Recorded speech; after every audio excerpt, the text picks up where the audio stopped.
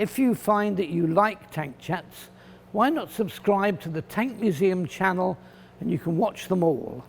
Thanks very much.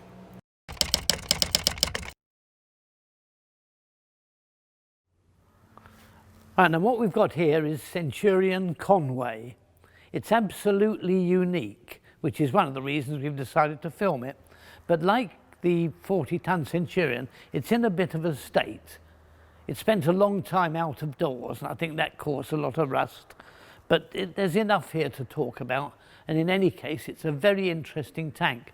The gun is the 120mm American gun, the same as you'll find in M103, the American tank, and in Conqueror, the British tank with the same gun in it. And it's that and the turret that I really want to talk about. The hull is an ordinary Centurion Mark III hull. They were quite common in their day, and every other aspect of it, all its mechanical arrangements, are exactly the same as the Centurion. It's the fact that it has this turret. As you can see, it's a very big turret.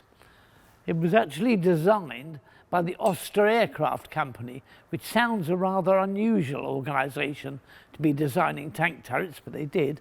It was built by Chubbs of Wolverhampton, probably better known as Safe Makers, which is why it's quite heavily armoured as well. It's 140mm on the front and about 95 on the sides, which is the only bits I've got the dimensions for.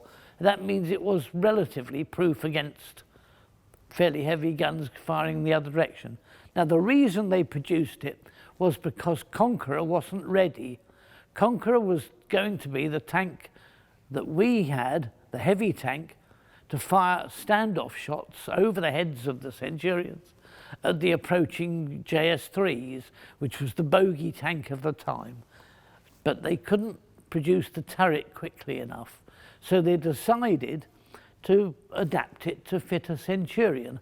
Why they did it on a Centurion and not on a Conqueror hull, like Carnarvon, for instance, I don't know, because that would have made it more stable. But it was done on Centurion with the Oster-designed, Chubb-built turret. And one of the reasons the turret is so tall is because the 120mm gun wouldn't fit in an ordinary mounting because of the recoil. It went back so far that it would have struck the turret ring, so they raised it up. In fact, it's quite odd because in that arrangement, it only has about 10 degrees of elevation and 5 degrees of depression, which is nothing. It's pathetic. I don't know why they did it. The gun was designed to take out the heavy Russian tanks. So that's why it's fitted with this gun. They were going to put it into production as an interim vehicle before Conqueror came out. But they decided not to, and in the end, this was the one and only Conway ever built, probably just as well. When we first found it, I remember when we were looking in it, when it first arrived, we opened the back door and found that the turret had been welded with 2 strips of metal running back from the turret ring to the hull of the tank itself.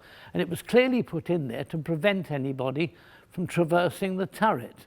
Now, if you look at most photos of Conway, there are a few about, you'll find the pictures show it with the turret fully traversed, firing back over the engine decks.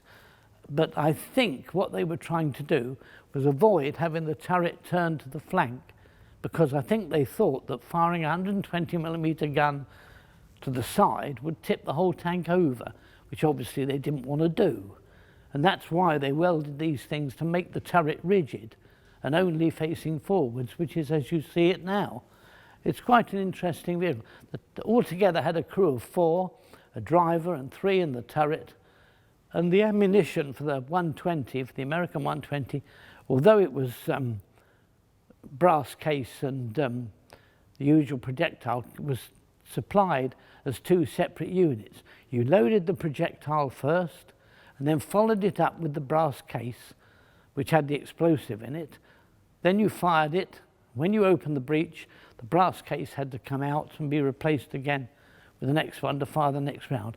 That was an unusual arrangement. It led to the bag charge, which you see in Chieftain now, and subsequent tanks. But in those days, it had to be a brass case because that's the traditional way that ammunition was made. The other thing you'll find is the tank has a coaxial machine gun.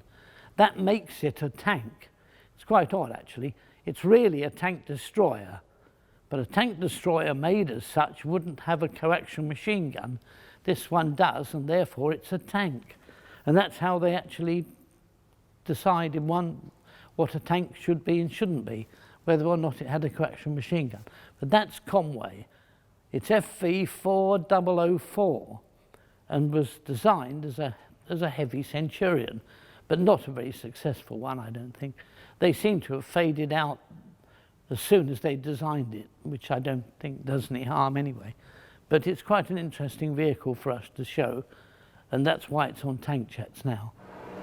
Well, I hope you enjoyed that, and please do subscribe to the Tank Museum's channel on YouTube and support us on Patreon so that we can make even more videos like this.